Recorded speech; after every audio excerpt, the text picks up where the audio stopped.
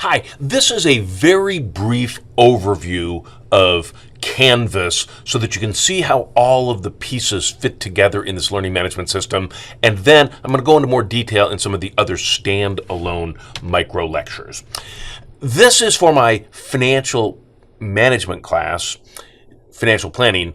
And in the fall of 2019, I have to admit, for Canvas, I didn't use the learning management system for much. I used it for assignments and quizzes. That changed, of course, in spring 2020, and it'll change again in fall 2020.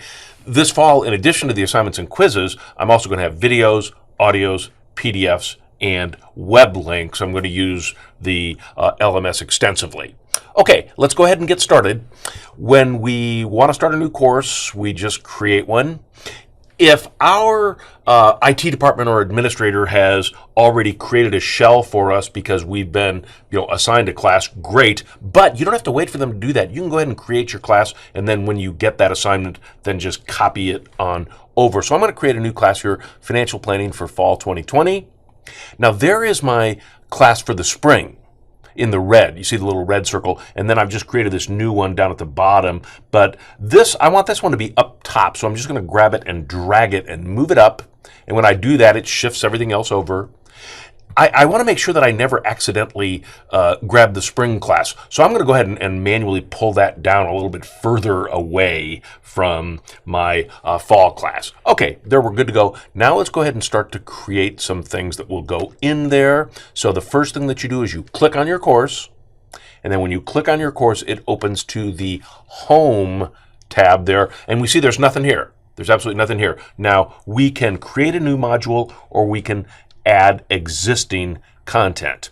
We will look at that, adding existing content, later. Let's go ahead and start with creating a new content. That's importing content. If you've already got a course, that's where you're going to go, or you can import content from common areas.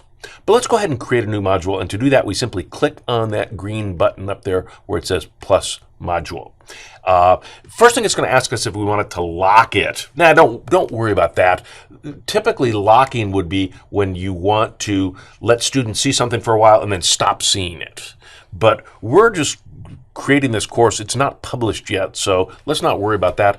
But let's talk about the difference between published and unpublished. Obviously, published means that students can see it when they have access, and unpublished means they can't.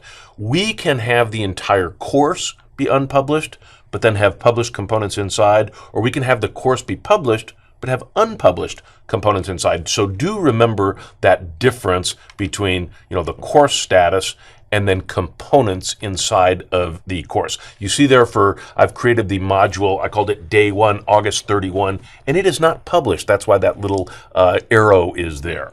And so even if this course were published, students wouldn't be able to see this module. Oh, but now I've published it, so then they could see it when the course was published.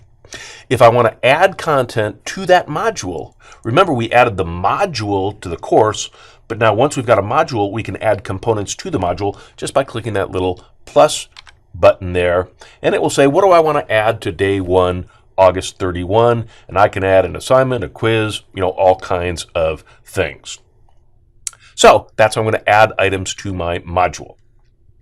Let's go ahead and take a look at our various tabs or pages here within the course. So I'm within the course, Financial 2020. So this is the home page, and I've only got one content module created, Day 1, August 31.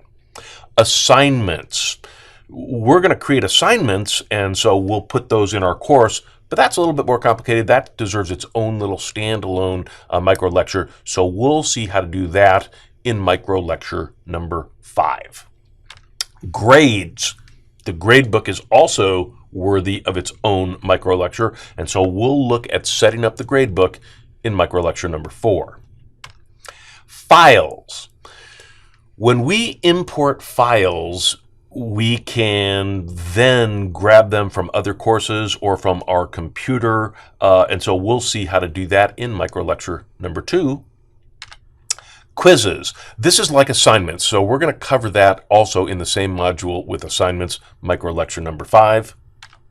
Studio. And you notice I've got Studio there. There's a green box around it and there's a white box around it. And that's because these are two different aspects of Studio.